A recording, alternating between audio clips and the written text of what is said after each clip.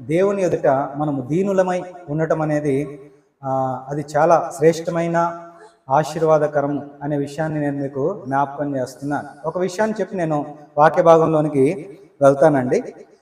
ఒకసారంట కొంతమంది Bible training చేసేటువంటి విద్యార్థులు కలకత్తాలోని సిరంపూర్ అనే ఒక ప్రాంతం ఉంది. అందులో విలియం కేరీ గారు ఒక సంస్థని, బైబిల్ సొసైటీ అని ఒక సంస్థని ఆయన స్థాపించారు. అక్కడి నుంచి మనకు బైబిల్ అనేవి వస్తున్నాయి. విలియం కేరీ గారు ఎవరు అని అంటే బైబిల్ని అన్ని భాషల్లోకి తర్జుమా చేసి బైబిల్ని ప్రింట్ చేసి మన చేతికి వచ్చేలా చేసిన ఆయన గొప్ప మనిషి విలియం కేరీ గారు, మిషనరీ విలియం కేరీ గారు. అయితే ఆయన మ్యూజియంని చూడటానికి సిరంపూర్కి అక్కడికి వెళ్ళారంట కొంతమంది విద్యార్థులు. ఆయన ఏమేం చేశాడో చూడటానికి, ఆయన సమాధిని చూడటానికి, ఆయన వస్తువులను ఆయన వాడిన వస్తువులను చూడటానికి కొంతమంది వెళ్ళారంట. వెళ్ళిన తర్వాత అక్కడ మనం ఎక్కడికి వెళ్ళినా కానీ ఫోటోలు తీసేవాళ్ళు ఉంటారు కదా. మనం గొడవలు వెళ్ళినా ఫోటోలు తీసేవాళ్ళు ఉంటారు. అలాగే మనము గుంటూరు గోరంట్ల వెళ్ళిన ఏసన్న గారి సమాధి దగ్గర కొంతమంది ఫోటోలు తీసేవాళ్ళు ఉంటారు. వాళ్ళకి 10 రూపాయలు ఇస్తే వాళ్ళు 100 రూపాయలు ఇస్తే మనం ఫోటో తీస్తారు. అలాగా ఫోటోలు తీసేవాళ్ళు కూడా అక్కడ ఉన్నారు. అలాగా ఫోటోలు తీసేవాళ్ళు కూడా అక్కడ ఉంటే ఒక విద్యార్థి ఏం చేశాడు అని అంటే విలియం కేరీ గారు కూర్చునేటువంటి ఆ కుర్చీలో కూర్చొని ఫోటో తీయమని అడిగాడు. సరే అని ఫోటోలు తీస్తూ ఉన్నాడు.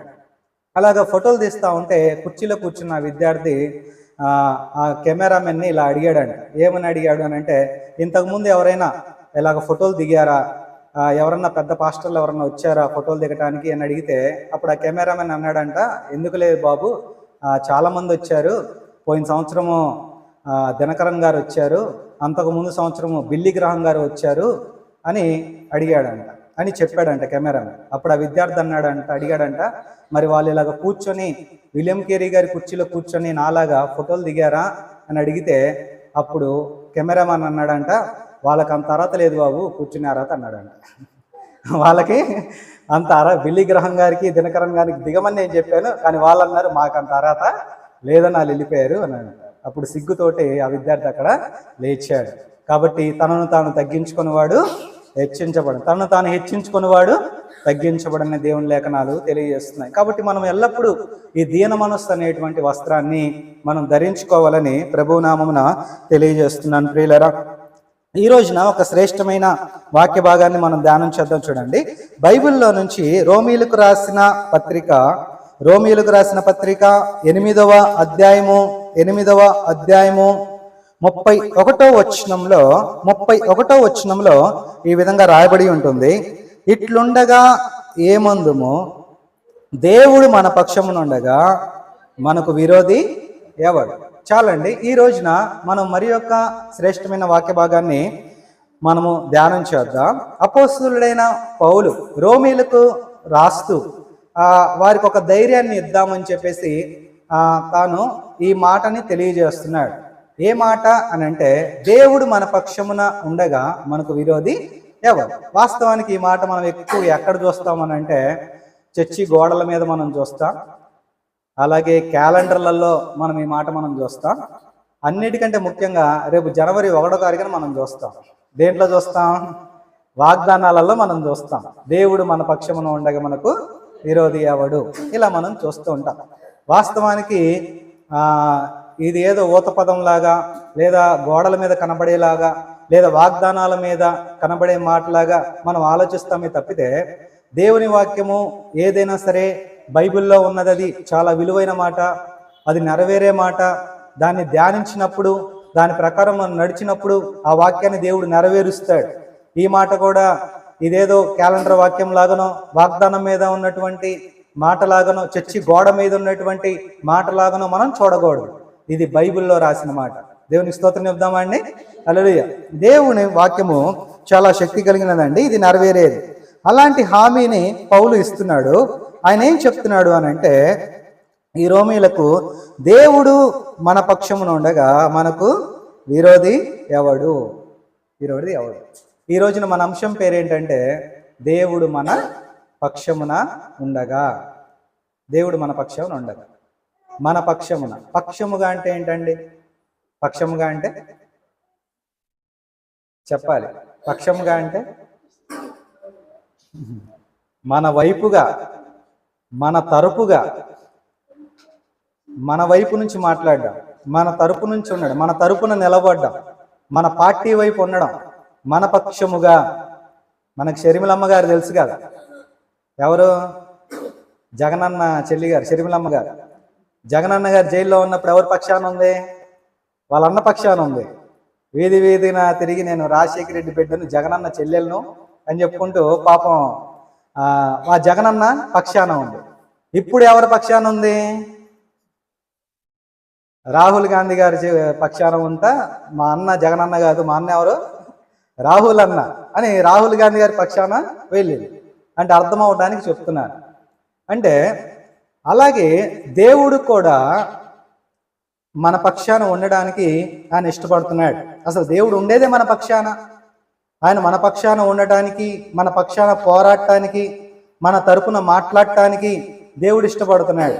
దేవుడు మన పక్షాన ఉంటేనంట మనకు విరోధి ఎవడు?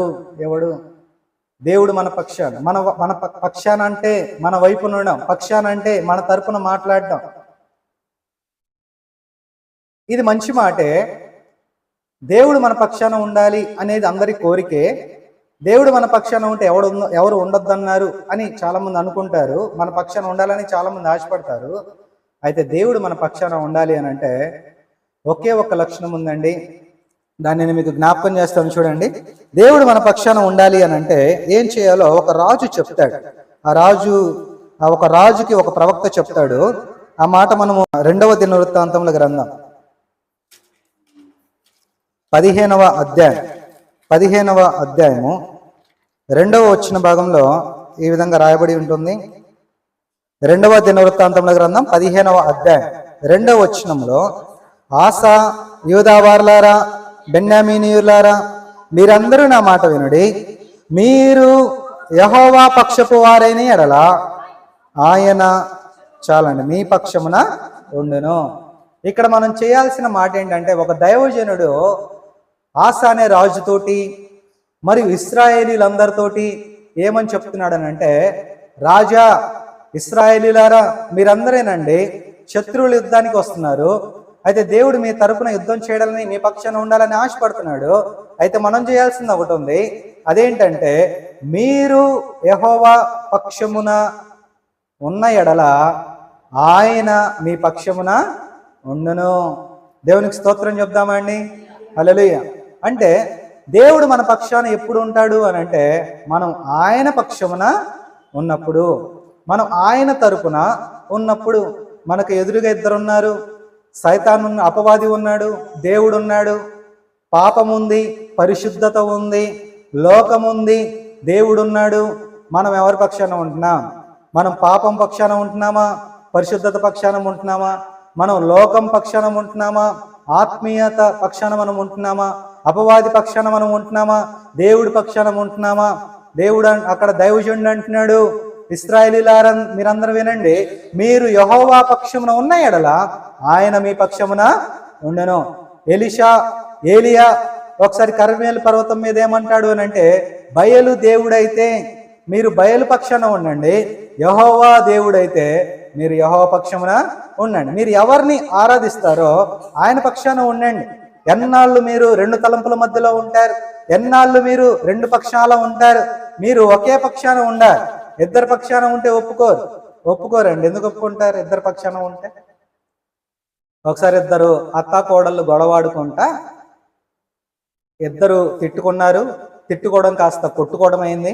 ఆ తర్వాత జుట్లు పీక్కోవడం అయిపోయింది. సాయంత్రం అయింది, వాళ్ళు గొడవాడారు. సాయంత్రం అయ్యేసరికి డ్యూటీ నుండి భర్త వచ్చాడు. భర్త రాగానే భర్త ఇంట్లోకి వెళ్ళాడు.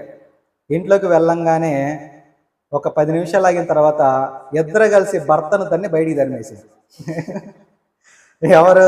అత్త కోడలు భర్తను తరిమి బయటికి గెంటేశారు. అడిగారు, ఏంటన్నా బయటికి వచ్చావని అడిగితే, వాళ్ళిద్దరు గొడవాడుకుంటున్నారన్న సంగతి అందరికీ తెలుసు, మరి నిన్నెందుకు తరిమని అడిగారు. అప్పుడు ఆ కుర్రోడు ఏం చెప్పాడనంటే, ఏం లేదు తమ్ముడు, మా ఆవిడ పక్షాన లేనని, నువ్వెప్పుడు మీ అమ్మ పక్షానే ఉంటావని, నువ్వెప్పుడు మీ అమ్మ తరపునే మాట్లాడతావని, నా వైపు ఉండవని మా ఆవిడ తన్నింది. మరి మీ అమ్మ ఎందుకు తన్నింది అని అంటే, మా అమ్మ అంటుంది, ఎప్పుడు నువ్వు నీ పెళ్ళా మాటలే అంటావు, ఎప్పుడు నీ పెళ్ళాన పక్షాన్ని నువ్వు ఉంటావు, నా మాట కన్నీ పెంచి పెద్ద చేశాను, మధ్యలో వచ్చింది దాని మాట అంటావు నువ్వు అని చెప్పేసి మా అమ్మ తనింది. కాబట్టి మా అమ్మ బయటికి తరిమింది. మరి అలా అయింది నా పరిస్థితి అని అంటున్నాడు. కాబట్టి ఇద్దరిలో ఎవరి పక్షానన్నా ఉంటే ఒకళ్ళ చేత తన్నులదన్న, ఒకళ్ళే తంతారు, ఇంకొకళ్ళ చేత తప్పించుకుంటాం. కాబట్టి ప్రియులరా, ఇక్కడ వచ్చిన సమస్య ఏంటంటే ఎవరి పక్షాన లేడు, అందుని బట్టి ఇద్దరు బయటికి తరిమేశారు. అలా ఉంది పరిస్థితి. కాబట్టి దైవజనుడు అంటున్నాడు, మీరు యెహోవా పక్షమున ఉన్న ఎడల ఆయన మీ పక్షమున ఉన్నాడు. కాబట్టి మనం దేవుని వైపు ఉందాం, మనం దేవుని తరపున ఉందాం, దేవునికి ఇష్టం వచ్చినట్లుగా మనం ఉందాం, దేవుని చిత్తానుసారంగా మనం నడుద్దాం, దేవుని యొక్క కృపలో మనం ఉందాం. దేవునికి స్తోత్రం చెప్దామండి. హల్లెలూయా. దేవుడు మన పక్షాన ఉండాలని ఆశపడుతున్నాడు. బైబిల్లో దేవుడు ఎవరెవరి పక్షాన ఉన్నాడో చాలా చోట్ల బైబిల్లో రాయబడి ఉందండి. ఆయన తల్లిదండ్రులు లేని వారి పక్షాన ఉంటాడని బైబిల్లో రాయబడి ఉంది. వారి పొలాల్లోకి వెళ్ళకూడదు, వాళ్ళతో గొడవ పడకూడదు. ఎందుకు అనంటే దేవుడు తల్లిదండ్రులు లేని వారి పక్షాన ఆయన ఉంటాడు. ప్రియులారా, బైబిల్లో దేవుడు అంటున్నాడు, నేను విధవరాలి పక్షాన నేను ఉన్నాను అని అంటాడు. కాబట్టి విధవరాల జోలు మనం వెళ్ళకూడదు. దేవుడు విధవరాల పక్షాన వ్యాజ్యం ఆడతాడు, విధవరాలి పక్షాన ఆయన ఉంటాడు అనే విషయాన్ని జ్ఞాపకం చేస్తూ ఉన్నాను. బైబిల్లో దేవుడు బాధించబడే వారి పక్షాన ఆయన ఉంటాడని దేవుని వాక్యం తెలియజేస్తుందండి. ఎవరి పక్షాన ఉంటాడంట? బాధించబడే వారి పక్షాన ఆయన ఉంటాడు. దుఃఖంలో ఉన్న వారి పక్షాన ఉంటాడు, తృణీకరించబడే వారి పక్షాన ఆయన ఉంటాడు, చీదరించబడిన వారి పక్షాన ఆయన ఉంటాడు, అవమానించబడుతున్న వారి పక్షాన దేవుడు ఉంటాడు అనే విషయాన్ని జ్ఞాపకం చేస్తున్నాను. దేవునికి స్తోత్రం ఇద్దామండి. దేవుడు అహంకారులను ఎదిరించి దీనులకు కృపను అనుగ్రహించే దేవుడై ఉన్నాడు. దేవుడు బాధించబడే వారి పక్షాన ఆయన ఉంటాడు. ఇలాగ మనము చూస్తూ ఉంటాం. దేవుడు దరిద్రుల పక్షాన ఆయన ఉంటాడని ఇలా చూస్తూ ఉంటాం. అయితే ఈ రోజున మన అంశం ఏంటంటే, దేవుడు మన పక్షాన ఉంటే ఏం చేస్తాడు, దేవుడు మన పక్షాన ఉంటే ఆయన చేసే పనులేంటో ఒక 3 చెప్పి నేను ముగించేస్తాను. దేవుడు మన పక్షాన గనక ఉంటే ఆయన చేసే 3 కార్యాలేంటో నేను మీకు జ్ఞాపకం చేస్తాను. కొద్ది నిమిషాలు, ఒక 10 నిమిషాలు మనం ముగించుకుందాం.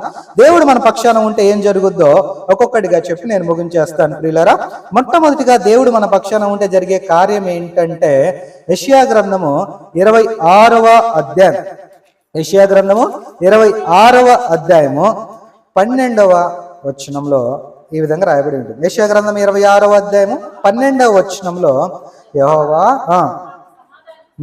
నీవు మాకు సమాధానము స్థిరపరచుదువు, నిజముగా నీవు మా పక్షమున ఉండి మా పనులన్నిటినీ సఫలపరచుదువు. దేవునికి స్తోత్రం చెప్దామండి. హల్లెలూయా. దేవుడు మన పక్షాన ఉంటే ఆయన చేసేటువంటి మొట్టమొదటి పని ఏంటంటే, నీవు మా పక్షమున ఉండి మా పనులన్నిటినీ సఫలపరచుదువు. దేవుడు మన పక్షాన ఉంటే చేసే మొట్టమొదటి పని ఏంటంటేనండి, ఆయన మన పనులన్నిటినీ సఫలపరుస్తాడు. ప్రియులారా, మనకు పనులు ఉన్నాయా?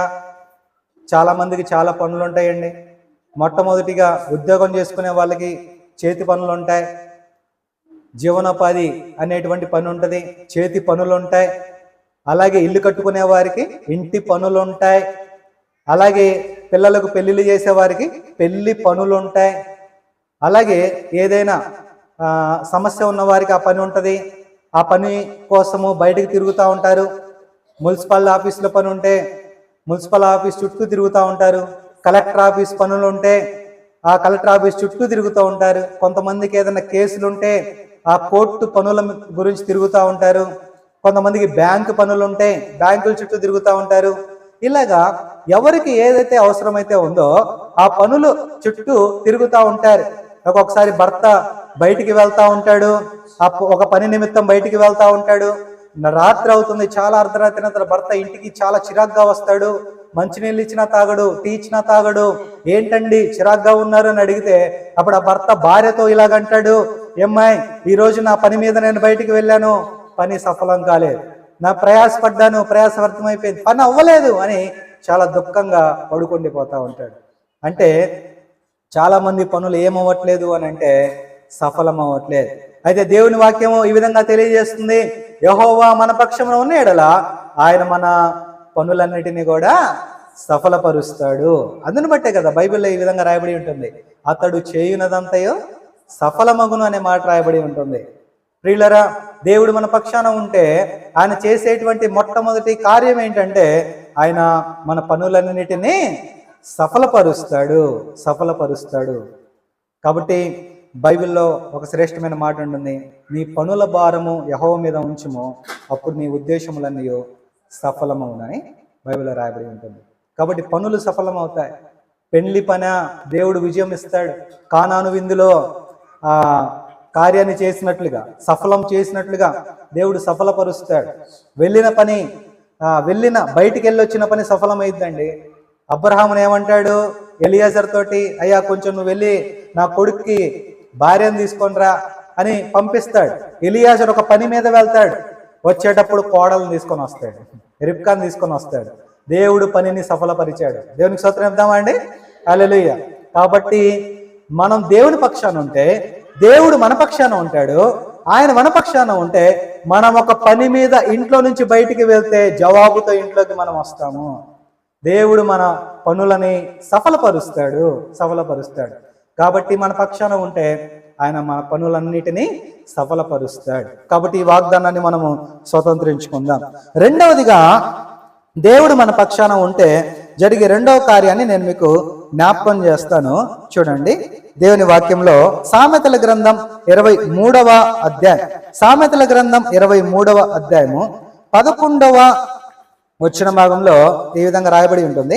సామెతల గ్రంథం 23వ అధ్యాయము 11వ వచనంలో ఈ విధంగా రాయబడి ఉంటుంది. 10 నుంచి చదుదాం. 10 నుంచి, పురాతనమైన పొలిమేర రాతిని తీసివేయకుము, తల్లిదండ్రులు లేని వారి పొలంలోనికి నీవు చొరబడకూడదు.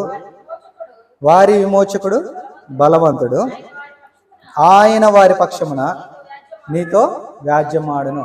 ఇక్కడ దేవుని వాక్యం ఏం తెలియజేస్తుంది అని అంటే, దిక్కులేని వారి పక్షాన, తల్లిదండ్రులు లేని వారి పక్షాన, విధవరాని పక్షాన దేవుడు ఉంటాడు. అలాంటి వారి జోలు వెళ్ళమాకండి, వారి పొలముల్లోనికి మీరు వెళ్ళమాకండి, వాళ్ళ పొలముల్లోనికి ప్రవేశించి దాన్ని ఆక్రమించుకుందామని చూడమాకండి. ఎందుకు అనంటే వారి పక్షాన ఎవరు ఉంటారు? దేవుడు ఉంటాడు. వారి పక్షాన దేవుడు ఉంటాడు. అప్పుడు ఆయన ఏం చేస్తాడు అనంటే వారి పక్షాన ఉండి వ్యాజ్యం ఆడతాడు. ఏం ఆడతాడంటండి? వ్యాజ్యం ఆడతాడు. అంటే దేవుడు మన పక్షాన ఉంటే చేసేటువంటి రెండవ కార్యం ఏంటంటే, ఆయన మన పక్షాన ఉంటే ఆయన ఏం చేస్తాడు అనంటే వ్యాజ్యం ఆడతాడు. వ్యాజ్యం ఆడటం అంటే ఏంటండి? వ్యాజ్యం ఆడడం అంటే మన తరపు నుంచి మాట్లాడడం. వ్యాజ్యం ఆడడం అంటే మన తరపు నుంచి గొడవ పడ్డం.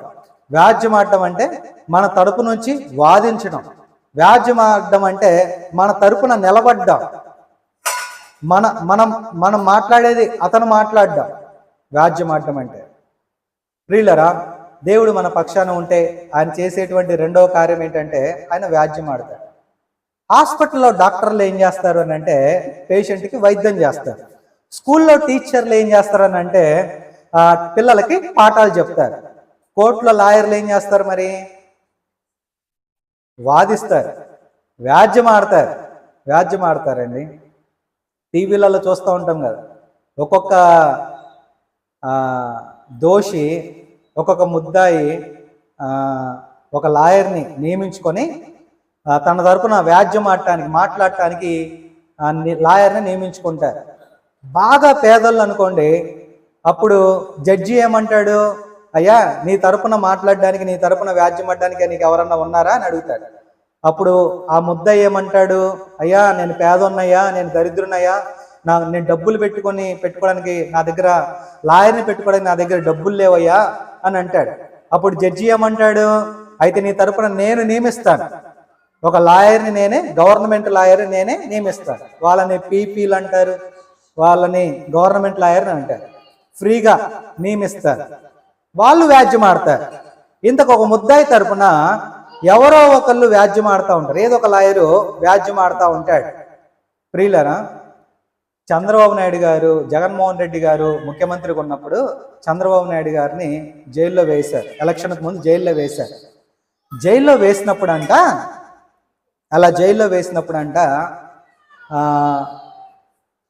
చంద్రబాబు నాయుడు గారు వాళ్ళ అబ్బాయి లోకేష్ గారు ఏం చేశారనంటే ఒక లాయర్ని పిలిపించాడంట. ఎక్కడి నుంచి పిలిపించాడంటే ఢిల్లీ నుంచి పిలిపించాడంట. ఎక్కడి నుంచి పిలిపించాడండి? ఢిల్లీ నుంచి. ఆయన పేరు సిద్ధార్థ లోద్రా ఆయన పేరు. ఆయన అంట ఢిల్లీ నుంచి వచ్చాడంట. ఆయనకంట ఫీజు ఎంత అంటే, గంటకు ఫీజు ఎంత అంటే 1.5 కోటి అండి. ఒక గంటకి 1.5 కోటి ఫీజు తీసుకుంటాడంట. ఆయన అంటే చాలా తెలివిగలవాడంట, చాలా జ్ఞానవంతుడంట. ఆయన ఏదైనా కేసు పట్టుకున్నాడంటే అది గెలుస్తాడంట. అందుకని ఆయన పిలిపించారు. అంతకంటే తెలివిగలవాడు, అంతకంటే గొప్పవాడు ఒక లాయర్ ఉన్నాడు. ఆయనే ప్రభు అయిన యేసుక్రీస్తు వారు. ఈయన ఢిల్లీ నుంచి వస్తే మన లాయర్ పరలోకం నుండి వస్తాడు. ఇంకో విషయం చెప్తాను చూడండి. ఈయన గంటకి 1.5 కోటి తీసుకుంటాడు. మన లాయర్ అసలు ఏం తీసుకోడు, ఫ్రీగా వాదిస్తాడు. ఉచితం, అంతా ఫ్రీ, ₹1 కూడా తీసుకోడు. మన విమోచకుడు సజీవుడు, మన తరపున ఆయన వాదిస్తాడు. ఈ సిద్ధార్థ లూద్రా అన్న ఈ ఢిల్లీ నుంచి వచ్చిన లాయర్ అన్న ఓడిపోయే అవకాశం ఉందేమో, కానీ మన లాయరు కేసు వాదించాడంటే ఓడిపోని కేసు అంటే ఏదీ లేదు. దేవుడు మన పక్షమున ఉండగా మనకు విరోధి ఎవడు లేడని అర్థం. ఆయన మన తరపున ఉండి వ్యాజ్యం ఆడతాడు. ప్రియులరా, వ్యాజ్యం ఆడతాడు, మన తరపున మాట్లాడతాడు. ఒకసారి మా డ్యూటీకి వెళ్ళేటప్పుడు ఒక ఆయన లిఫ్ట్ అడిగాడు. ఒక అంకుల్ గారు లిఫ్ట్ అడిగారు. సరే అని ఆయనని బండి ఎక్కించుకొని మేము వెళ్తా ఉన్నాం. అయ్యా నన్ను బందర్ రోడ్లో దించేయని అన్నాడు. నా డ్యూటీ కూడా అటువైపే కాబట్టి మేము ప్రయాణం చేస్తూ ఉన్నాం. అప్పుడు ఆయన తన బాధ చెప్పుకుంటున్నాడు. అయ్యా, మేముండే వీధిలో అందరూ దొంగలేనయ్యా, మేముండే వీధిలో అందరు అసూయపడులయ్యా, మేముండే వీధిలో అందరికీ కుళ్ళయ్యా. ఎందుకు అంకుల్, మీకు అంత పెద్ద సమస్య ఏమొచ్చింది అంకుల్ అని అడిగాను. ఏం లేదయ్యా, నన్ను మా వీధిలో ఉండే ప్రతి ఇంటికి ఏదైనా సమస్య వస్తే నన్ను పిలుస్తారయ్యా. వాళ్ళ ఇళ్ళ దగ్గర సరిహద్దుల్లో ఇల్లు కట్టుకునేటప్పుడు సరిహద్దుల సమస్య వస్తే నన్ను పిలుస్తారయ్యా. వాళ్ళకి ఏదన్నా కుటుంబ సమస్య వస్తే నన్ను పిలుస్తారా, నేను వెళ్ళి నిలబడతాను. వారి సరిహద్దులలో నేను వెళ్ళి నిలబడతాను. వాళ్ళ దగ్గరుండి నేను పునాదులు వేపిస్తాను. ప్రతి ఇంటికి నేను మేలు చేశానయ్యా. సరే, అంత బాగానే ఉంది కదా అంకుల్, ఇంకా మీ సమస్య ఏంటని అడిగా. ఏం లేదయ్యా, మొన్ననే మా ఇల్లు పడేసి కట్టుకోవడం మొదలు పెట్టాను. కొంచెం ఒక మెట్టు ముందుకు వచ్చింది, రోడ్డు మీదకి వచ్చిందని వీధిలో మా ఇంటి పక్కన అమ్మాయి కంప్లైంట్ పెట్టిందయ్యా.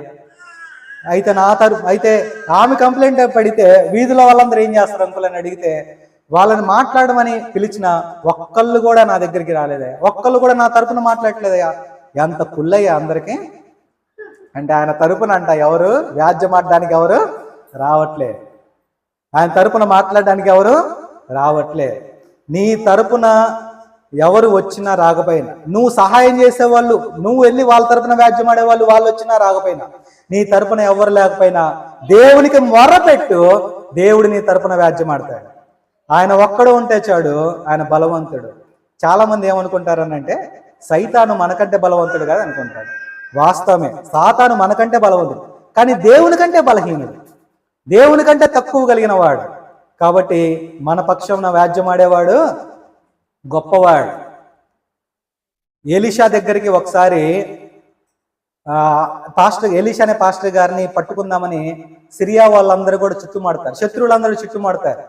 అప్పుడు పనోడు ఇంట్లో నుంచి బయటకు వస్తాడు తెల్లారంగానే, చుట్టూ సైన్యాన్ని చూసి భయపడతా ఉంటారు. అప్పుడు ఎలీషా అంటాడు పక్కన పనివాడితోటి, నువ్వు భయపడమాకు, మన పక్షంలో ఉన్నవారు వారికంటే అధికులై ఉన్నారని అంటాడు.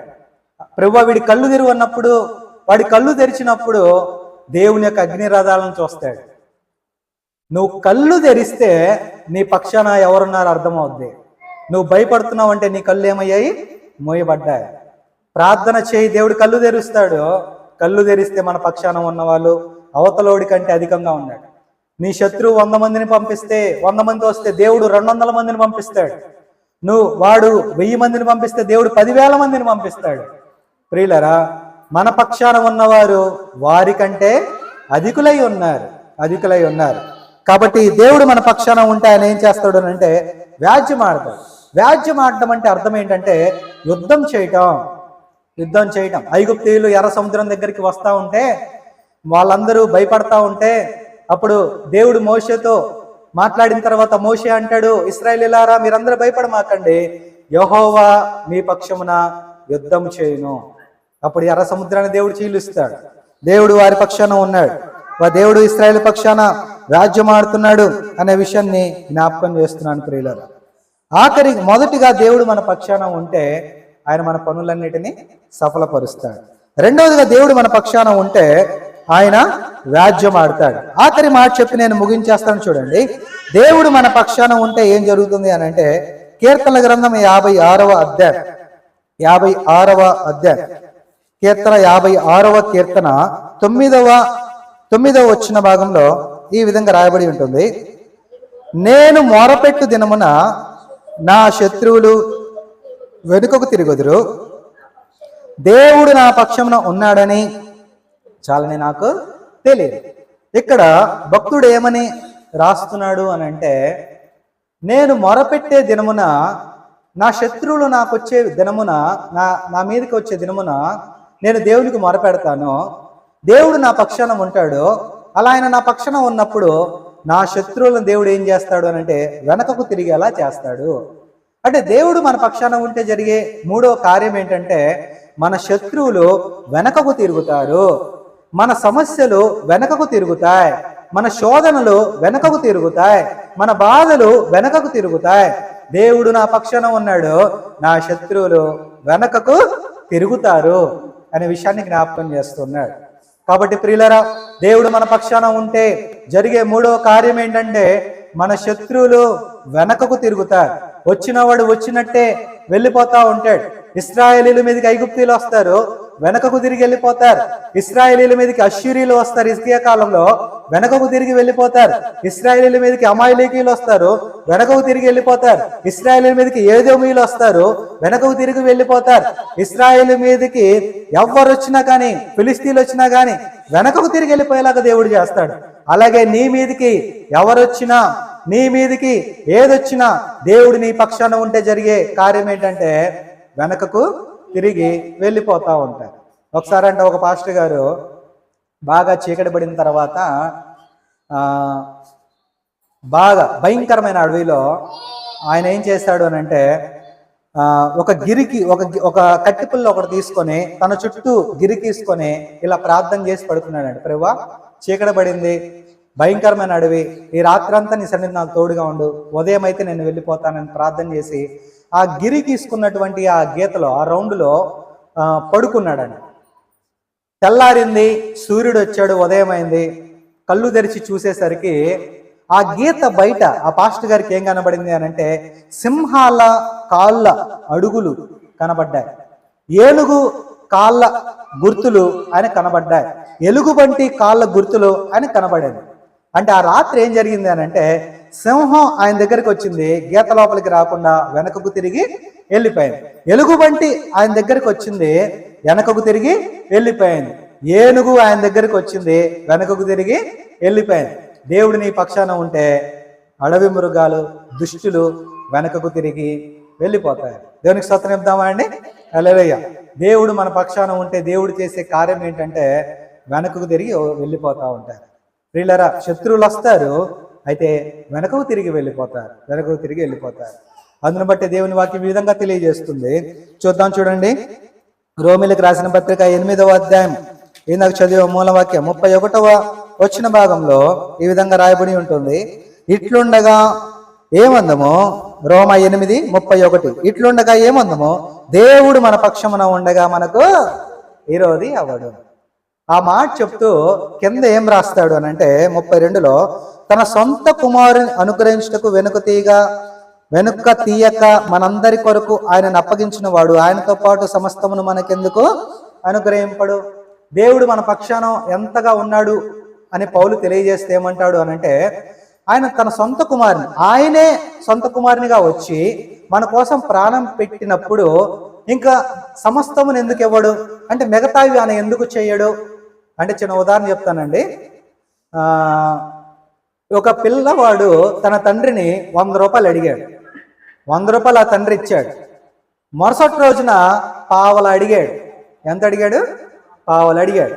100 ఇచ్చినోడు పావలు ఇవ్వలేడు, 100 రూపాయలు ఇచ్చినోడు పావలు ఇవ్వలేడు. అలాగే దేవుడు తన ప్రాణాన్నే ఇచ్చినప్పుడు ఇంకా మిగతావి ఎందుకు, ఏమి తిందుమా, ఏమి ధరించుకుందామా, ఏమి గడుపుదుమా అనే విషయాల పట్ల ఆయన ఇవ్వడు. దేవుని రాజ్యమును నీతిని మొదటి వెతకండి, దేవుడు అవన్నీ అనుగ్రహించునని దేవుని లేఖనాలు తెలియజేస్తున్నాయి.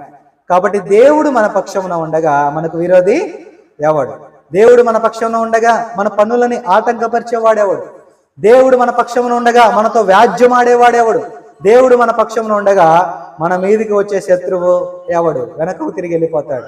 కనుక దేవుడు మన పక్షమున ఉండగా మనకు విరోధి ఎవడు? ఎవడు లేడని దానికి సమాధానం, దేవుడు మన పక్షాన ఉంటాడు. కాబట్టి ప్రియులారా, దైవజనుడు అంటున్నాడు, మీరు యెహోవా పక్షంలో ఉన్నాడు, ఆయన మీ పక్షమున ఉంటాడు. కాబట్టి దేవుడు మన పక్షాన చేసుకుందాం, ఆయన పక్షాన మనం ఉందాం. దేవుడు మన పక్షాన ఉండగా దేవుడు ప్రతి పనులలో సఫలమయ్యేలాగా ప్రార్థనాపూర్వకంగా ఉందాం. దేవుడు మన పక్షమున ఉండి ఆయన కార్యాలు జరిగించునుగాక. ఆమేన్.